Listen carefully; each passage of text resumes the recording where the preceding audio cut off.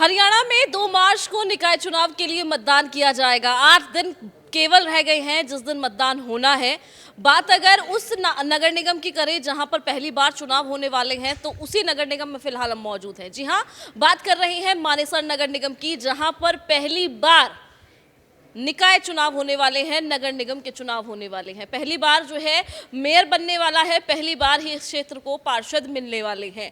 तो चलिए जानते हैं कि इस पहली बार का जो प्रकरण है वो किस तरीके का चल रहा है। पहली बार के मेयर प्रत्याशियों के बारे में यहाँ की जनता क्या कुछ कहना चाहती है, आखिरकार पहली बार ये किसको मेयर बना रहे हैं, इन्हीं सब बातों पर चर्चा करने की कोशिश रहेगी और ये जानने की कोशिश रहेगी कि पहली बार जो नगर निगम मानेसर में चुनाव हो रहे हैं तो इन लोगों की जो चॉइस है वो किस तरीके की है फिलहाल मानेसर नगर निगम को लेके। अंकल क्या नाम है आपका? विमल किशोर अग्रवाल। अंकल, पहली बार नगर निगम के चुनाव जो हैं वो आपके क्षेत्र के अंदर हो रहे हैं, तो सबसे पहले किस तरीके का प्रकरण चल रहा है फिलहाल? देखो जी, जिसका नेता अच्छा होता है उसका काम अच्छा होता है। अच्छा मोदी अच्छा है तो उसके नीचे सब अच्छा होगा। अच्छा, तो मतलब आपका मानना है कि भारतीय जनता पार्टी के नेतृत्व में जो काम करेगा वो अच्छा होगा? बिल्कुल अच्छा होगा। अच्छा नहीं करेगा तो बदल दिया जाएगा। अच्छा हो। अच्छा होगा। तो फिलहाल यहाँ की हवा किस तरीके की है, किस राजनीतिक हवा कहाँ जा रही है? हवा तो मोदी की है सब। अच्छा, ठीक है। अंकल आपका क्या? हमारा कहना यह है कि ये सुंदरलाल जी जो यहाँ से खड़े हो रहे हैं, ये हमारे गांव से ही खड़े हो रहे हैं, पास की सेकोईपुर के रहने वाले हैं। तो हम तो सिकंदरपुर के, तो हम तो ये चाहते हैं कि हमारा ही लड़का है, तो हमारा लड़का ही वो बनेगा मानेसर निगम का वो मेयर, तो वो हमको कुछ हमारा कुछ काम करेगा, इसलिए हमको इन्हीं को वोट देना है। अच्छा, इन्हीं को वोट देना है। अंकल आप क्या कहेंगे, किस तरीके की राजनीतिक हवा मानते हैं फिलहाल जहां पहली बार नगर निगम के चुनाव मानेसर में हो रहे हैं? ऐसा है जैसे जहाँ की सेंटर में सरकार होगी, स्टेट में होगी, वहीं का मेयर वगैरह और ये बनना चाहिए ताकि काम हो सके। नहीं अगर दूसरा आएगा तो काम नहीं हो पाएगा, इसलिए उस ऐसे प्रत्याशी को चुनो जो काम कर सके। अच्छा, तो सोसाइटी की हवा जो है वो भारतीय जनता पार्टी हाँ, पहले भी थी यही है, सुंदरलाल की है। अच्छा, उसके बारे में अगर बात करूं कि कैंडिडेट किस तरीके का है, भारतीय जनता पार्टी ने टिकट वितरण के बारे में अगर बात की जाए तो क्या सही व्यक्ति पर विश्वास जताया गया है? सही है सुंदरलाल, तभी पार्टी ने इनको चुना है और ये पब्लिक भी इन्हीं को चुनेगी ताकि जो है सरकार जो है काम हो सके। सोसाइटी के वो अपना मानेसर क्षेत्र पूरे के काम होने चाहिए। अच्छा, सारे काम होने चाहिए। अंकल आपका क्या मानना है, किस तरीके से देखते हैं फिलहाल इस चुनाव को? हम भी यही चाहते हैं जी कि मतलब 3 इंजन की सरकार आए, ताकि मतलब जो सरकार ऊपर है वही नीचे होगी तो काम कोऑर्डिनेशन सही होगा और काम हो सकेंगे। मतलब अगर अपोजिशन आएगी तो मतलब फिर जैसे पहले था, यहाँ कोई काम नहीं होता था, सारी सड़कें टूटी हुई हैं, कोई सीवर की व्यवस्था नहीं है, पानी की व्यवस्था नहीं है, कोई लिंक नहीं है मतलब किसी चीज़ का। तो हम यही चाहते हैं कि 3 इंजन की सरकार आए, भाजपा का प्रत्याशी बने और सुंदरलाल यहाँ से बनेगा। मतलब बिल्कुल, जिस तरीके से भारतीय जनता पार्टी लगातार ये बात कह रही है कि 3 इंजन की सरकार बनाए, इसी बात को ध्यान में रखते हुए यहाँ हम पाम हिल सोसाइटी में जब बात कर रहे हैं तो लोगों को कहना है कि हम चाहते हैं कि 3 इंजन वाली सरकार बने। अंकल आप क्या कहेंगे, फिलहाल राजनीतिक हवा क्या कह रही है आपके हिसाब से? ये कमल जी बनेंगे जी। 100 लोगों ने दिल्ली की सरकार 13 साल देख ली है कि दिल्ली के क्या हालात हुए हैं। अब बीजेपी ने आते ही शुरू कर दिए हैं काम करने। तो इनको जिसके कहते हैं तहसीलदार से यारी हो, क्या करेगा पटवारी, बाकी क्या करेंगे जी, जिसकी ऊपर वाले से यारी है वही काम करेगा यहाँ तो जी। बिल्कुल। आप सुंदरलाल जी के बारे में क्या कहेंगे, ठीक टिकट दिया है? ठीक टिकट दे रखा है जी। हाँ, वो पहले भी यहाँ आए हैं, इस इलेक्शन से पहले भी 1-2 बार आए हैं यहाँ। ठीक है, बिल्कुल बढ़िया, उनके हक में है सब। बिल्कुल। अंकल आप क्या कहेंगे, सुंदरलाल यादव को यहाँ पर टिकट जो है वो दिया गया है? सही चॉइस है, बहुत बढ़िया है। और जो माहौल जो है एमएलए वगैरह इलेक्शन में था, एमपी इलेक्शन में था, जैसे भी है दिल्ली में जैसा माहौल था वही माहौल यहाँ बना हुआ है और कोई डाउट ही नहीं है he will be winning the election. लेकिन हमारी बहुत अपेक्षाएं हैं सोसाइटी को लेके, वो ऑलरेडी हम इनको बता चुके हैं, बार बार बताने की ज़रूरत नहीं है। आशा करते हैं वो सब पूरा होगा। अच्छा, कोई ऐसा तो नहीं है कि हाँ अगर इससे कोई बेहतर कोई और होता या फिर कोई और चॉइस होती? देखो, बेहतर चॉइस और भी हो सकती थी कि नहीं है मुझे नहीं पता, लेकिन ये जो हैं काफ़ी मतलब जो है इन्वॉल्व करते हैं हर एक चीज़ में, हम इनको अच्छी तरह जानते हैं, इसलिए जो है हम चाहते हैं ये चॉइस बिल्कुल ठीक है। अप्रोच करना इजी है? अप्रोच करना तो बहुत ईजी है। बहुत easy, हाँ, सोसाइटी में जब भी हमें ज़रूरत पड़ी है तो ये आगे बढ़ के आए हैं। हमेशा आगे। हाँ, आए हैं। ठीक है, तो लगता है आने लेकिन ऐसा है, कुछ चीज़ें जो होनी चाहिए वो अभी तक हुई नहीं है, और वो हम चाहते हैं हो जाएं। जैसे टोल है, और दूसरा बाहर का रोड है, ड्रेनेज है, पानी नहीं है, ये सब चीज़ें जो हैं बेसिक रिक्वायरमेंट हैं। हम चाहते हैं कि वो उसके ऊपर ध्यान दिया जाए और पूरी की जाए। तो अभी फिलहाल आपका वोट किस तरफ जाने वाला है? वोट तो जाएगा जहाँ बीजेपी को जाएगा, कोई डाउट ही नहीं है इसमें तो जाएगा। और भी यहाँ पर महिलाएं भी हैं, उनसे भी बात करेंगे। आपके हिसाब से राजनीतिक हवा कहाँ जा रही है? बिल्कुल इनकी तरफ ही है।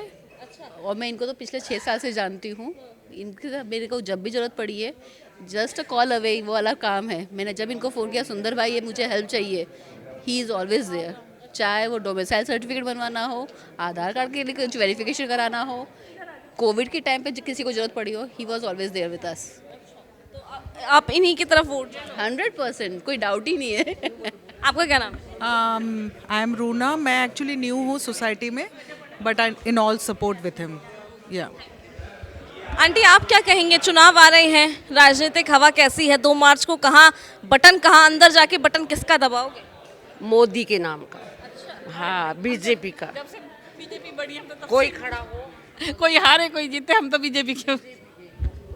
बीजेपी। आंटी, आप? हमारा भी यही है। आपका भी यही है। यहाँ हम पाम हिल सोसाइटी में हैं और यहाँ ज़्यादातर लोगों का यही कहना है कि हमारा जो वोट है वो सीधा जो है वो कमल के फूल पर ही गिरने वाला है। भाई साहब, क्या नाम है आपका? अमित खन्ना। अमित जी, राजनीतिक हवा क्या बता रही है पाम हिल सोसाइटी की?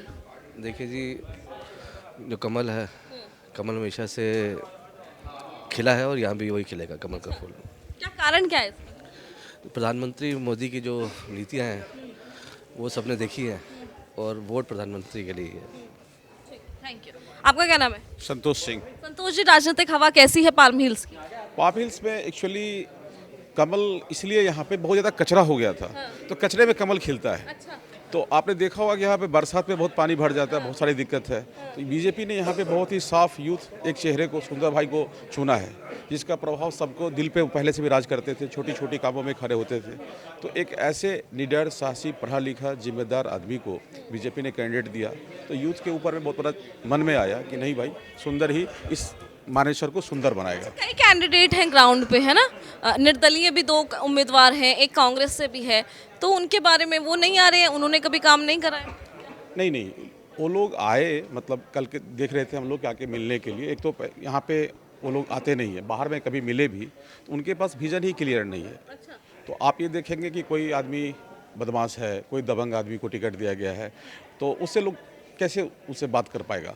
जो जनता का बात को सुने, जिससे जनता भाई भी ना हो, जिसको दिल से जिसको लगे कि नहीं भाई, जिसके पास जाके हम अपनी दुख बता सकते हैं, हमारे काम आएगा, तो सुंदर भाई ही सिर्फ उसकी एक ही चॉइस है, दूसरा कुछ रहता नहीं है। अच्छा, उनका सरल स्वभाव काम आएगा? बहुत ही सरल स्वभाव के, ये बहुत ही काम आएगा। Thank you so much. आपका क्या नाम है? मेरा नाम गौरव अग्रवाल है। गौरव जी, आपके हिसाब से पाम हिल्स की हवा कहाँ जा रही है? पाम हिल्स की हवा तो तय है, ये एक ही तरफ जाएगी, बीजेपी की तरफ। इसका एक बहुत बड़ा कारण है, क्योंकि सुंदर भाई जब यहाँ पे पहले सरपंच थे और 5 साल से वो कार्यकाल में भी नहीं है, वो निरंतर हमारे संपर्क में है, हमारी मुसीबतों को सुन रहे हैं, हमारी सहायता कर रहे हैं। आज ऐसे कैंडिडेट मैदान में आ गए हैं जिनके बारे में नाम पता किसी को मालूम ही नहीं है, जो अभी तक भी इस क्षेत्र के अंदर पहुँच भी नहीं पाए हैं। सुंदर भाई का जो बैकग्राउंड है, वो एक गाँव से उठ के आते हैं, वो गाँव के सरपंच रहे हैं, और उन्होंने अर्बन में यानी कि सोसाइटियों में अपनी एक बहुत अच्छी पैठ बनाई है।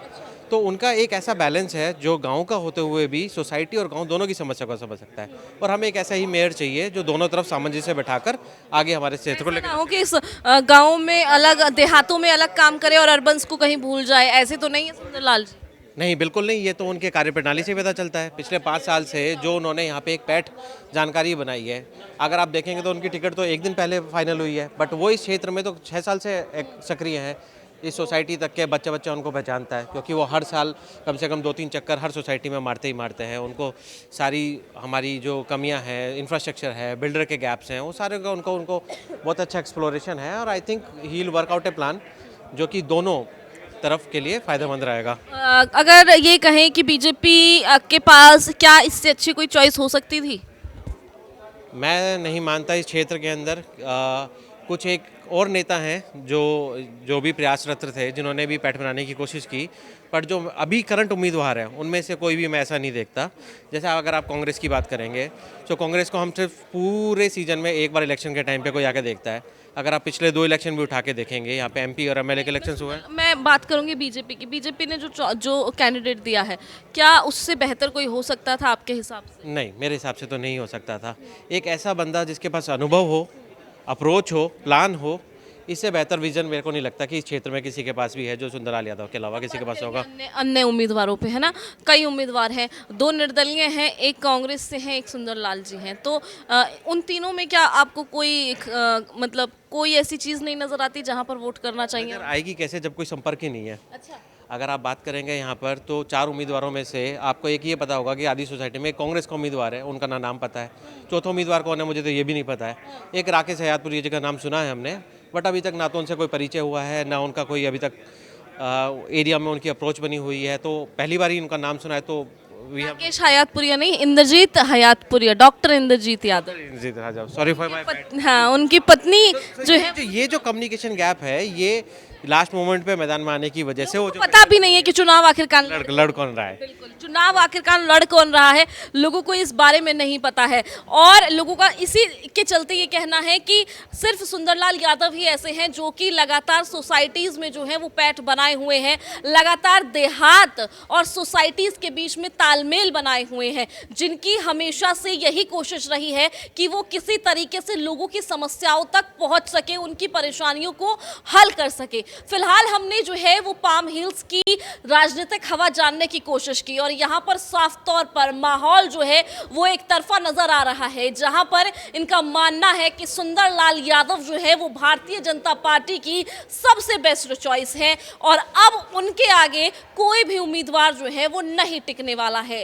हालांकि अब देखना ये होगा कि इस पाम हिल्स की राजनीतिक हवा 2 तारीख को वोटिंग के डब्बे में कितनी कैद होगी और आने वाली 12 मार्च को जब रिजल्ट आएंगे तो पाम हिल्स का क्या कुछ नतीजा जो है वो डब्बों में कैद हुआ बाहर आएगा। आपको क्या कुछ लगता है कि पाम हिल्स की राजनीतिक हवा किस तरीके की है और अन्य मानेसर नगर निगम की जो सोसाइटीज़ हैं, देहात हैं, उनकी हवा किस तरीके की है? मुझे कमेंट करके ज़रूर बताएं। खबर को शेयर इतना करें ताकि ज़्यादा से ज़्यादा लोग मानेसर नगर निगम से चुनाव से अपनी जो रुचि है वो दिखा सके, अपनी राय कमेंट में ज़रूर रख सके। साथ ही इस चैनल को सब्सक्राइब करें ताकि लगातार नगर निगम से जुड़ी हुई तमाम खबरें मैं आप तक इसी तरीके से पहुँचाती रहूँ। धन्यवाद।